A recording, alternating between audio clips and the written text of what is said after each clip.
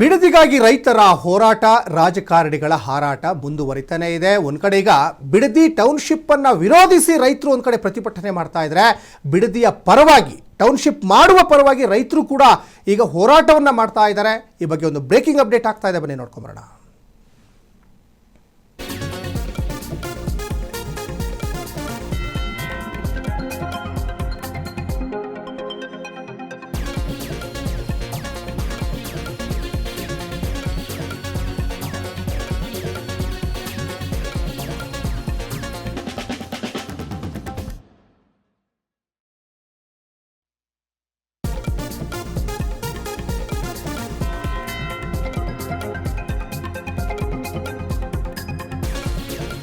Bidadi township ಅನ್ನು ವಿರೋಧಿಸಿ ರೈತರು ಕಳೆದ 500 ದಿನದಿಂದ ಹೋರಾಟವನ್ನು ಮಾಡ್ತಾ ಇದ್ರು.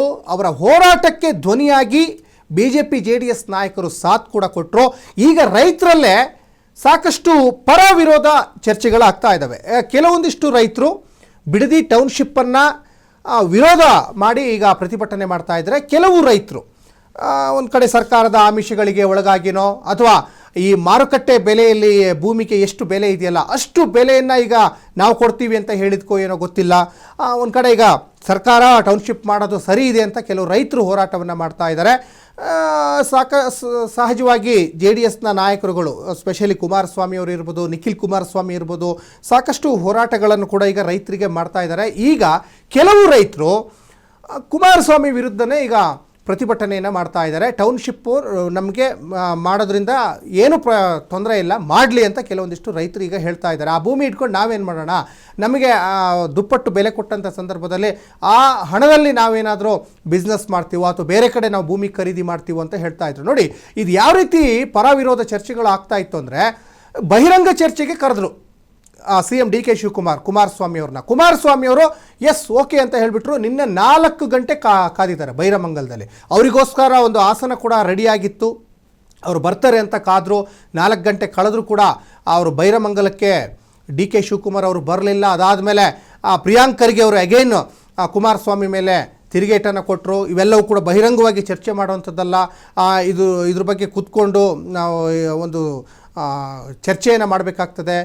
ಇದು ಬಹಿರಂಗವಾಗಿ ಚರ್ಚೆ ಮಾಡುವಂಥ ವಿಚಾರ ಅಲ್ಲ ಅಂತ ಒಂದು ಕಡೆ ಪ್ರಿಯಾಂಕ್ ಖರ್ಗೆ ಅವರು ಆರೋಪವನ್ನು ಮಾಡ್ತಾಯಿದ್ರು. ಆದರೆ ನಾವು ರೈತರ ಸಮ್ಮುಖದಲ್ಲೇ ನಾವು ಮಾತಾಡೋಣ ಅಂತ ಕುಮಾರಸ್ವಾಮಿ ಅವರು ವೇದಿಕೆ ಕೂಡ ಸಿದ್ಧಪಡಿಸಿದರು. ಆ ವೇದಿಕೆಯಲ್ಲಿ ಡಿ ಕೆ ಶಿವಕುಮಾರ್ಗೆ ಚೇರನ್ನು ಕೂಡ ಸಿದ್ಧಪಡಿಸಿದರು. ನೋಡಿ, ನಿನ್ನೆ ಕೆಂಪೇಗೌಡರ ಜಯಂತಿ ಇತ್ತು. ಕೆಂಪೇಗೌಡರ ಜಯಂತಿಯಲ್ಲಿ ಸುಮಾರು ಒಂದು 15 ಲಕ್ಷ ಗಿಡ ನೆಡುವಂಥ ಕಾರ್ಯಕ್ರಮಕ್ಕೆ ಚಾಲನೆಯನ್ನು ಕೊಟ್ಟರು ಡಿ ಕೆ ಶಿವಕುಮಾರ್ ಅವರು. ಒಂದು ಕಡೆ ಗಿಡ ನೆಡಲಿಕ್ಕೆ ಚಾಲನೆಯನ್ನು ಕೊಡ್ತಾರೆ, ಅಲ್ಲಿ ಲಕ್ಷಾಂತರ ಬೆಲೆ ಬಾಳುವಂತಹ ಸಾವಿರಾರು ಮರಗಳನ್ನು ಕಡಿದು ಟೌನ್ಶಿಪ್ ಮಾಡಲಿಕ್ಕೂ ಕೂಡ ಇದೇ ಡಿ ಕೆ ಶಿವಕುಮಾರ್ ಅವರು ಮುಂದಾಗ್ತಾ ಇದ್ದಾರೆ. ಇದು ಏನು ಲಾಜಿಕ್ಕೋ ಅರ್ಥ ಆಗ್ತಾ ಇಲ್ಲ.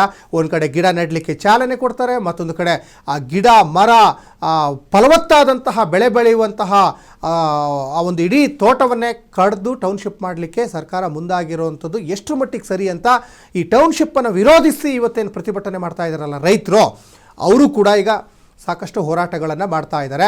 ಆದರೆ ಈ ರಾಜಕಾರಣಿಗಳು ಒಂದು ಕಡೆ ತಮ್ಮ ಒಂದು ಸೇವೆ ರೈತರಿಗೆ ನಾವು ಮಾಡ್ತಾ ಇದ್ದೀವಿ ಅಂತ ಹೇಳ್ತಾನೆ ಸ್ವಾಮಿ ಕಾರ್ಯದ ಜೊತೆಗೆ ಸ್ವಕಾರ್ಯನೂ ಕೂಡ ನಾವು ಮಾಡ್ಕೊಳ್ಳೋಣ, ಆ ರೈತರಿಗೆ ನಾವು ಬೆಂಬಲ ಕೊಟ್ಟಂಗೆ ಮಾಡಿ ನಾವು ಅದರ ಪ್ರಯೋಜನವನ್ನು ಪಡ್ಕೊಳ್ಳೋಣ, ಅಥವಾ ನಾವು ಟೌನ್ಶಿಪ್ಪನ್ನು ಮಾಡಿ ನಾವು ಅದರ ಪ್ರಯೋಜನವನ್ನು ಪಡ್ಕೊಳ್ಳೋಣ. ಈ ರೀತಿಯಾದಂತಹ ಒಂದಿಷ್ಟು ಹೋರಾಟಗಳು ಈಗ ರಾಜಕೀಯ ಸಂಘರ್ಷವನ್ನು ಪಡ್ಕೊಂಡು ರಾಜಕಾರಣಿಗಳು ಇದರ ಲಾಭವನ್ನು ಪಡ್ಕೊಳ್ಳಿಕ್ಕೆ ಮುಂದಾಗ್ತಾ ಇದ್ದಾರೆ. ಅರ್ಥ ಆಗ್ತಾ ಇಲ್ಲ. ಯಾಕಂದರೆ ನೋಡಿ, ಈ ರೈತರಿಗೆ ಸಾಂಕೇತಿಕವಾಗಿ ಈಗ ಚೆಕ್ಕನ್ನು ವಿತರಣೆ ಮಾಡಿದರು ಮೊನ್ನೆ ಮಾಗಡಿ ಶಾಸಕ ಬಾಲಕೃಷ್ಣ. ಇದೇ ಬಾಲಕೃಷ್ಣ ಜೆ ಡಿ ಎಸ್ ಅಲ್ಲಿದ್ದಾಗ ಏನು ಹೇಳಿದರು, ಫಲವತ್ತಾದ ಭೂಮಿ, ರೈತರು ಈ ಭೂಮಿನ ಕಳ್ಕೊಂಡ್ರೆ ಅವ್ರು ಮತ್ತೇನು ಹೊಟ್ಟೆಗೇನು ಮಣ್ಣು ತಿನ್ನಬೇಕಾ? ಮಣ್ಣಿನ ಮಕ್ಕಳು ರೈತರು ಯಾವತ್ತು ಆ ಭೂಮಿ ಮೇಲೆ ಅವರು ನಂಬ್ಕೊಂಡು ಜೀವನ ಮಾಡ್ತಾ ಇರ್ತಾರೆ. ಅಂಥ ಭೂಮಿನ ಟೌನ್ಶಿಪ್ ಮಾಡಲಿಕ್ಕೆ ಕೊಟ್ಟರೆ ಹೆಂಗೆ ಅಂತ ಈ ಹಿಂದೆ ಅವರು ಜೆ ಡಿ ಎಸ್ ಅಲ್ಲಿ ಇದ್ದಂಥ ಸಂದರ್ಭದಲ್ಲಿ ಹೇಳಿದರು. ಈಗ ಅವ್ರು ಕಾಂಗ್ರೆಸ್ಸಿಗೆ ಬಂದಿದ್ದಾರೆ. ಈಗ ಟೌನ್ಶಿಪ್ ಪರವಾಗಿ ಮಾತಾಡ್ತಾ ಇದ್ದಾರೆ. ಯಾಕಂದರೆ ರಾಜಕಾರಣಿಗಳ ಹೇಳಿಕೆಗಳು ಆಯಾ ಋತುಮಾನಕ್ಕೆ ವಾತಾವರಣ ಹೆಂಗೆ ಬದಲಾವಣೆ ಆಗ್ತಾ ಇರ್ತದಲ್ಲ, ಆ ರೀತಿ ಅವರ ಹೇಳಿಕೆಗಳು, ಅವರ ವರ್ತನೆಗಳು ಚೇಂಜ್ ಆಗ್ತಾನೆ ಇರ್ತದೆ. ಒಟ್ಟಿನಲ್ಲಿ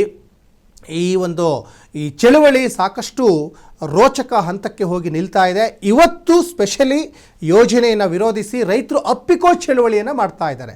ಈ ಹಿಂದೆ ಎಲ್ಲ ಅಪ್ಪಿಕೋ ಚಳುವಳಿ ಮಾಡಿರುವಂಥದ್ದನ್ನ ನೀವು ಗಮನಿಸಿರ್ತೀರ. ಯಾಕಂದರೆ ಯಾರಾದರೂ ಮರ ಕಡಿಲಿಕ್ಕೆ ಬಂದರೆ ಮರನ ಹೋಗಿ ಅಪ್ಕೊಂಬಿಡೋದು, ನೀವು ಕಡಿದ್ರೆ ನನ್ನನ್ನು ಕಡೀರಿ ರಕ್ತದೋಕಳಿ ನಾನು ಹರಿಲಿ, ಆದರೆ ಮರ ಕಡಿಲಿಕ್ಕೆ ನಾವು ಬಿಡಲ್ಲ.